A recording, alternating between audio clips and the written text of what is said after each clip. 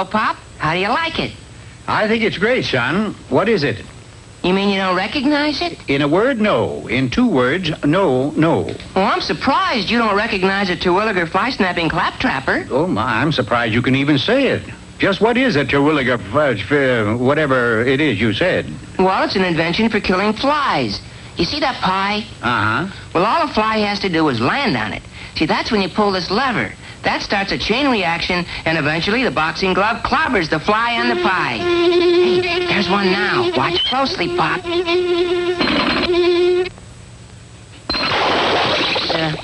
It needs a little work. Junior, how many times have I told you anything that's worth doing is worth doing well? Which doesn't remind me of a fable, but I'll tell you one anyway. This is the story of the cat and 15 mice. Once there were 15 mice who lived in an old shoe. Not only did they live in the old shoe, but they ate there, worked there, and even voted there. The reason for this was that the immediate neighborhood was the winter playground of a particularly tough tomcat. Like all tomcats, or Harry and Dick cats for that matter, he was on an eternal prowl for mice. And sooner or later, he would get around to investigating the old shoe. All right, you guys heard what Aesop just said. One of these days, that cat is gonna walk in here and... Don't say it. You know I got a weak stomach. All mice has got weak stomachs. It's part of our heritage. But we ain't got weak heads, except for Mo here. Now, I propose we move. To Disneyland. That's no good. Cousin Mickey's got that spot sewed up. Where else can we go? Hey, how about the old lighthouse? The decision was unanimous, and that afternoon, the 15 mice looked their new house over. Well, men, this is it. Home. Hey, this is the cat's pop. The first thing they did, being fastidious mice, was to sweep the lighthouse from top to bottom. However, this took them so long that they were only halfway through when daylight waned. You hear what Aesop just said? He said the daylight's waned. So, let it wane. Find a lamp and turn it on. The lamp Mo turned on was a bright one. Must be one of those 60-watt bulbs. Although the light benefited the mice, it did just the opposite for the cat, who was desperately attempting to catnap on shore. You can't even get 40 winks around here without some joker leaving his flashlight burning. I'll give him what for I will. Must have rained last night.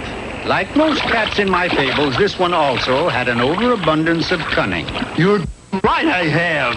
I know there are 15 mice out there in that lighthouse. Alas, his plan to sneak up on them in the dark didn't work, for without warning, the lighthouse beacon suddenly fell on the road. Huh? They'll spot me for sure. Oh, well, it don't matter. Grabbing a battle axe, he stepped onto the beam and marched upward toward his target. Meanwhile, inside the target, the mice had decided to call it a day. Turn the lamp off, Mo. The following day, the 15 mice picked up where they left off, and so did the cat. There's more than one way for a cat to skin a mouse. Look, Manny, a shipwrecked sailor. That ain't no shipwreck sailor. Florence Chadwick? That is a shipwrecked cat. Give him a hand. Atta way to go, cat baby! Atta way to do it! Not that kind of a hand. Throw him a rope. It was a rope, all right, with an anvil attached. Is he all right? Sure, he's all right. He just got a little concussion is all. Hey, where am I? You are at the lighthouse. That was all the cat had to hear. Overjoyed at the prospect of a 15-course dinner, he took off in hot pursuit to hop, but those mice were fast, and they knew the interior of the lighthouse like the back of their paws.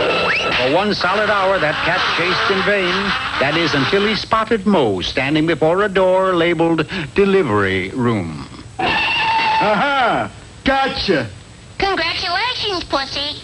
For what? You are the proud father of a 2-pound sassy kitten. Have a cigar. What do you know about that? What a surprise! A bigger one followed. Well, sir, that tomcat had it. He wasted little time in leaving that neighborhood. What's more, so did every cat that ever came near the lighthouse. And to make it worse, those mice came ashore and set up pieces of chrome all over. And at night, the beacon would reflect all over the place and drive the cats wild.